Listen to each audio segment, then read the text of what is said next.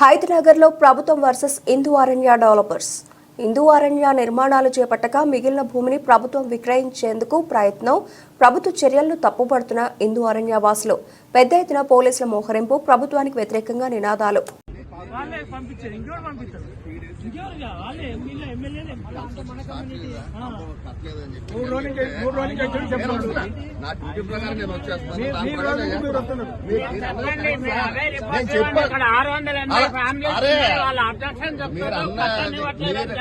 మీరన్న మాట వాస్తవం.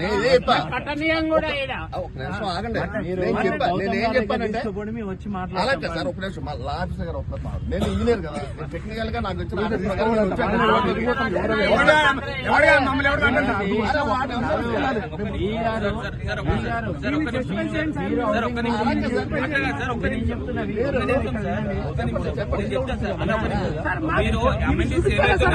పర్మిషన్స్ కోనే కదా మాకు ఇచ్చింది సార్. ఇప్పుడు హిందూ అరణ్య వాళ్ళకు కన్స్ట్రక్షన్ కి పర్మిషన్స్ ఉంటుంది. హౌసింగ్ బోర్డు మీకు ఆర్డర్ హౌసింగ్ బోర్డు ఎండి మీ డిపార్ట్మెంట్ ఒకటే కదా. మీ కోర్టు నుంచి ఏమన్నా ఆర్డర్ ఉందా? అలా కాదు, మీరు ఒక్క మాట నా డ్యూటీ చేయడానికి నేను వచ్చా. నాకు 3 days నుంచి మనలు కూడా ఈయన వచ్చారు, ఈయన ఉన్నారు, మనలు అందరూ ఉన్నారు. నేను డైలీ వస్తున్నాను. ఆ రోజు కూడా చెప్పాను, నేను పై ఆర్డర్ ప్రకారం నేను మీరు చూసారు కదా నేను పేపర్ నాకున్న పొజిషన్ నువ్వు ఎందుకు కట్టట్లేదు, నీ మీద యాక్షన్ తీసుకోమని చెప్పి మా పై చెప్పాలంటే మేము కూడా చాలా చెప్పుకోవాలి సార్. మాట ఆలోచించండి. మీరు చెప్పిన తర్వాత మీరు చెప్పండి. నేను ఎందుకు వస్తున్నాను, ఇప్పుడు మా ఆఫీసర్ గారు వస్తున్నారు కదా, లీగల్ గా ల్యాండ్ ఎక్విజిషన్ ఆఫీసర్ ఆయన మెయిన్, ఆయన వస్తారు.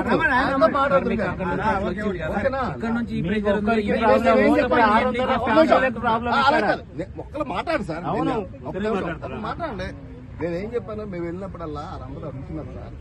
600 మంది రిజిస్ట్రేషన్ లేకుండా నుంచి ఉంటున్నారు. ఆ పొజిషన్ లో మన వాళ్ళలో కూడా అలాగే రియాక్ట్ అవుతాం. వాళ్ళు నేను ఇదే డైరెక్ట్ గా మాట్లాడా, మా ఆఫీసర్ అందరితో అదే మాట్లాడా. మీరేదో నన్ను వెళ్ళి కట్టేయండి నేను నా మీద యాక్షన్ తీసుకుంటా ఉంటున్నారు. బోర్డులు పెట్టొచ్చాను.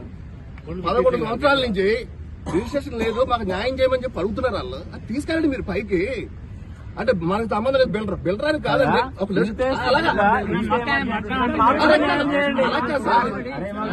నేను చెప్పేది బిల్డరే 100% రిజిస్ట్రేషన్ అథారిటీ అయితే బిల్డర్ అడుగుదాం.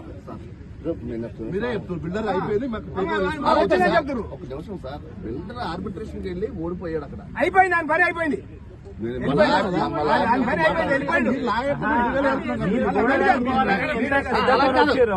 అంతే శ్రద్ధతో మా రిజిస్ట్రేషన్ కూడా చేయండి. రిజిస్ట్రేషన్ చేయడానికి 100% ఖచ్చితంగా మీ పొజిషన్ లో మీకన్నా నేను అలాగే బిహేవ్ చేస్తాను అంటున్నారు. అలా కాదండి, ఇప్పుడు నా పరిస్థితి మీరు అర్థం చేసుకుంటున్నారు. మీ పరిస్థితి మాకు తెలియలేదు సార్, మీ పరిస్థితి మాకు తెలియలేదు. అంతే. సుప్రీం కోర్టులో కేసు వేసింది ఎవరు? Housing board sir. ఇప్పుడు వాళ్ళ ఆఫీసర్ గారు వస్తారు, ఆయనతో మాట్లాడండి సార్. వాళ్ళ ఆఫీసర్ మాట్లాడండి ఒకసారి.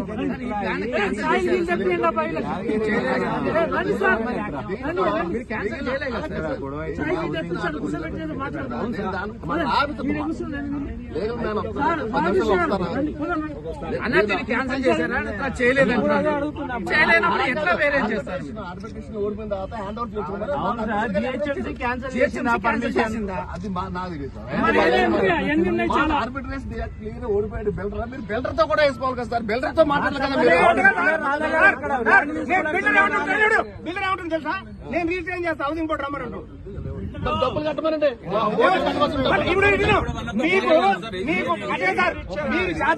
మీకున్న కాడ మీకు రావాల్సిన కాడ ఈడీలు ఏసీబీలు అన్ని రైడ్ చేయించి లోపడేసే అధికారం ఉంది, కానీ ఆయన దగ్గర డబ్బులు వసూలు చేసే అధికారం లేదా? ఎన్ని డబ్బులు రావాలి? నా డ్యూటీ ఇంజనీర్ గా నాకు చెప్ప నేను వచ్చాను. మళ్ళీ ఆఫీసర్ గారు వచ్చి కూర్చుంటే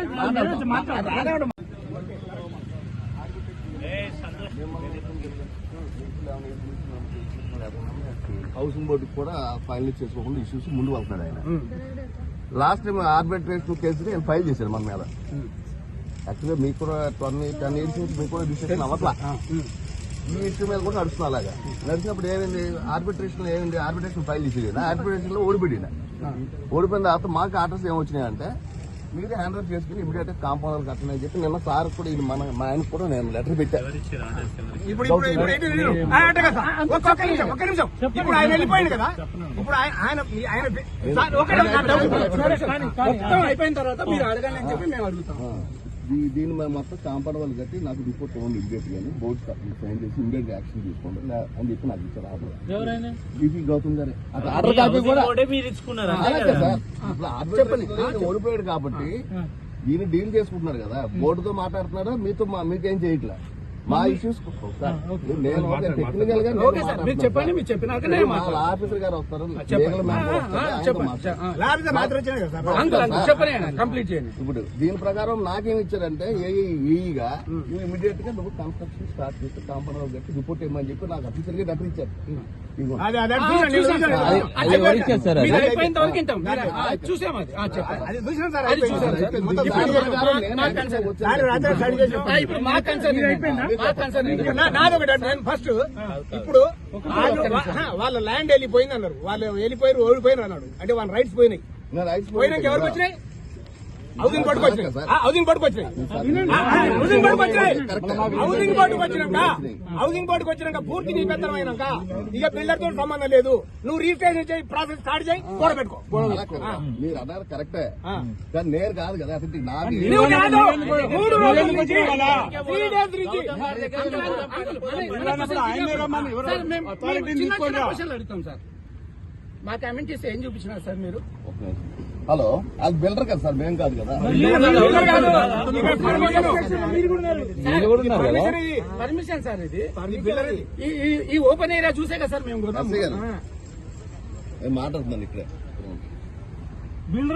సంతకం మీరు కూడా దీంట్లో ఎక్కడైనా ఓపెన్ ఏరియా ఉందా సార్? ఇది తప్ప ఎక్కడైనా ఓపెన్ ఏరియా ఉందా? ఇదే ఓకే. మరి మాకు ఏం ఫెసిలిటీ ఇస్తున్నారు సార్ మీరు ఇప్పుడు? నేను ఏం చెప్తున్నాను సార్, నాకు బిల్డింగ్ కట్టి కాంపౌండ్ వాళ్ళు కట్టుకున్నారు కదా, నేను ఇలా వేసిపోతాను కాదు. మీరు లోపల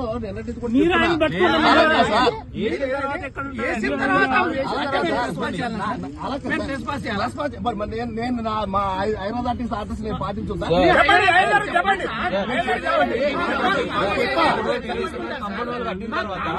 పొద్దుల వేరే వాళ్ళు మీరు హౌసింగ్ బోర్డు అనుకుంటే మేము ఎవరు బాధ్యత